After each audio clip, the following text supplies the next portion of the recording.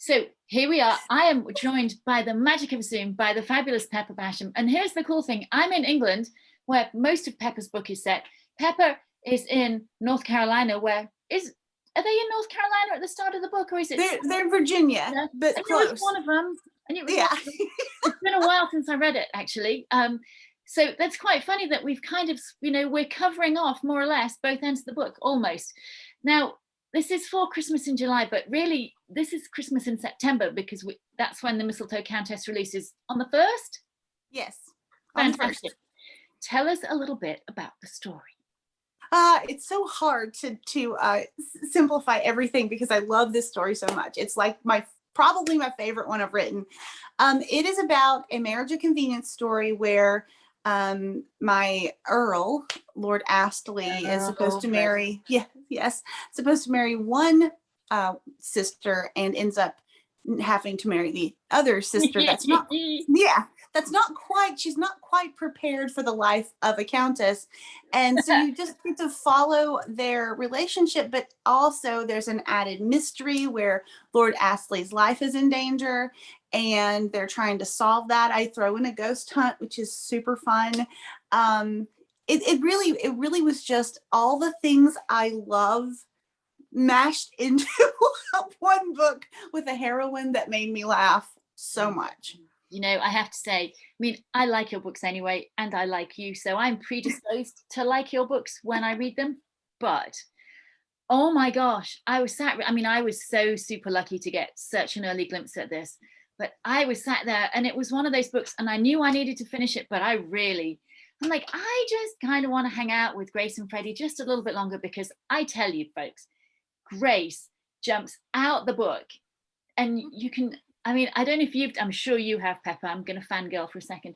But there are days when, not long after reading it, I'm like, I wonder what Grace would make of this. Or, oh, I could see Grace getting into this kind of trouble, or whatever it was, which as a writer, I think is such an astonishing accomplishment. So well done.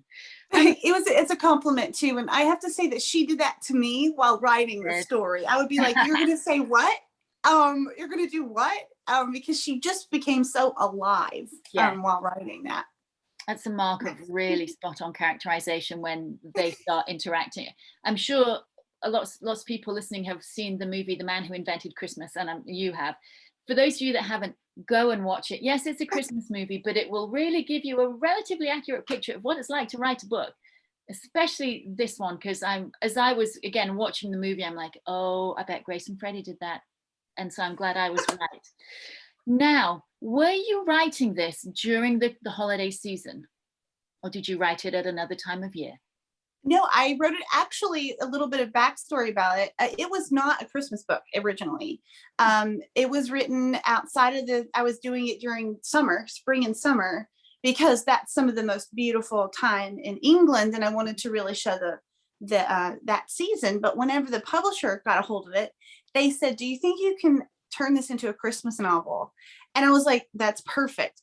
Grace would like blow Christmas away. So, and I got to change the title to kind of showcase that Christmas part of it now. So, so I didn't write it during the Christmas season, but because of the personality of who I'm writing mainly, it didn't take a lot to switch it over to Christmas.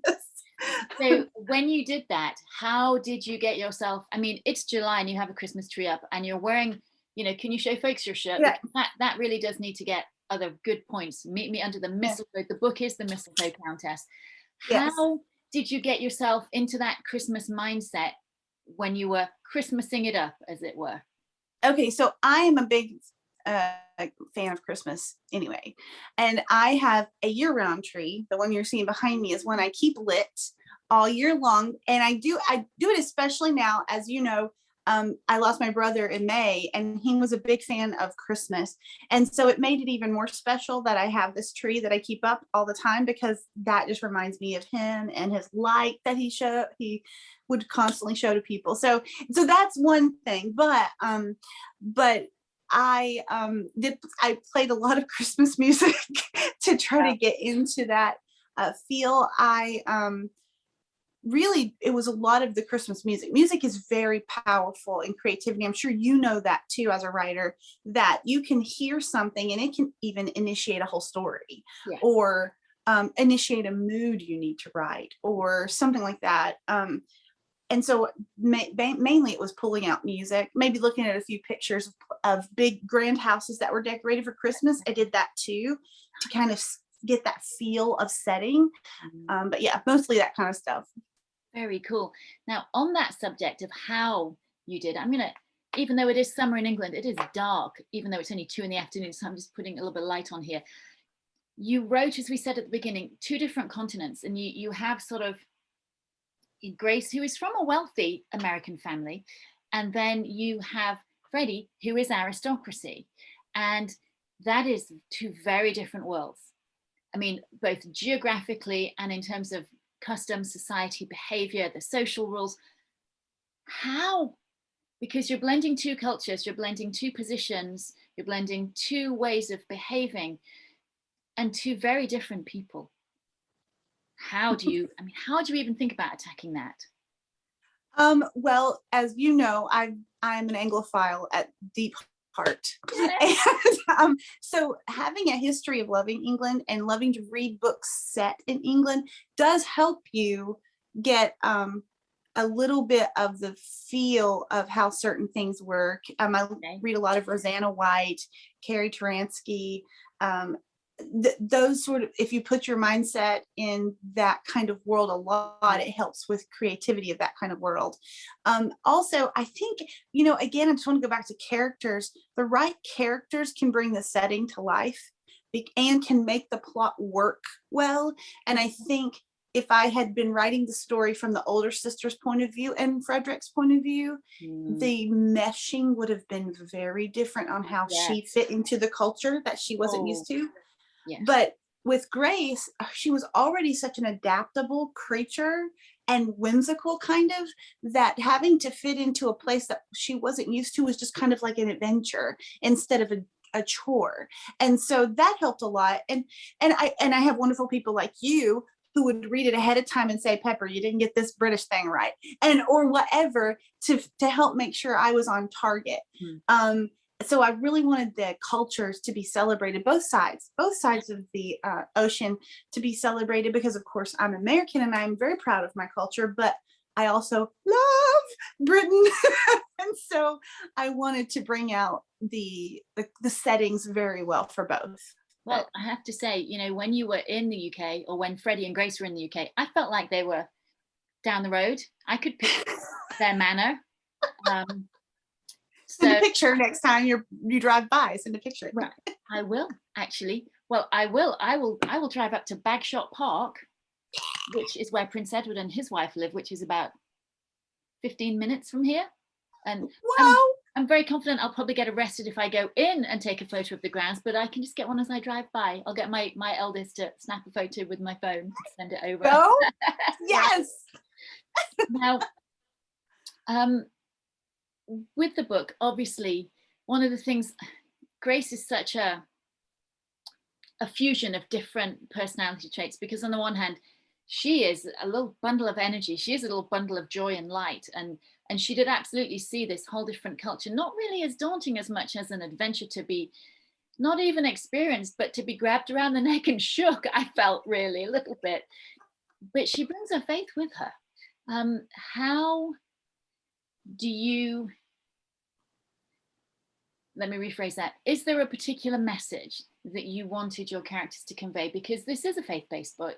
While there is a lot of fun and there is a ghost hunt and there is somebody trying to kill the hero and all of those things going on, but it is also a book that brings a lot of light.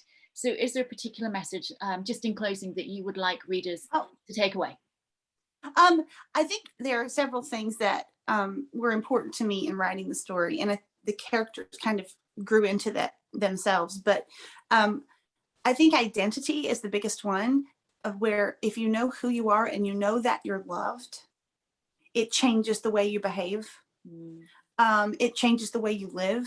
It changes the choices you make. And I think you see the 2 comparisons of Freddie, without giving away a lot of the story, Freddie feeling a past that was unloved and he never measured up, and constantly questioning if he could be good enough. He was striving. His Yeah. world was striving, constantly striving for acceptance. And he was didn't trust people, but he wanted to. You saw that heart within him of wanting to care and wanting to love and wanting to embrace what he knew was right, but he couldn't do. And then you have Grace, who's grown up with so much love and so much acceptance, and also just her disposition is toward that. She walks in just accepting God for who he says she is. I love you. That's enough. And so you see how she views trials. You see how she views people who are not so easy to love, and how it changes the way she behaves to them. And you get to watch how Freddie learns what love is because of her.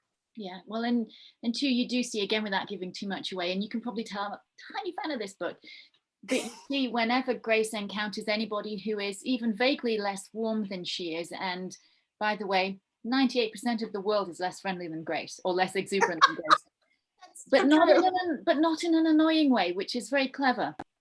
But you see when she encounters anybody who is slightly less warm than she is, or slightly less warm to her, she does take it in her stride, and she doesn't feel the need to retaliate, and she just keeps on loving people. And so identity is a big, powerful message. Thank you, Pepper Basham. Thank you. Oh, and it's coming out September 1st, Barbara Books, all good retailers online and bookstores. Right. Yay. Merry Christmas.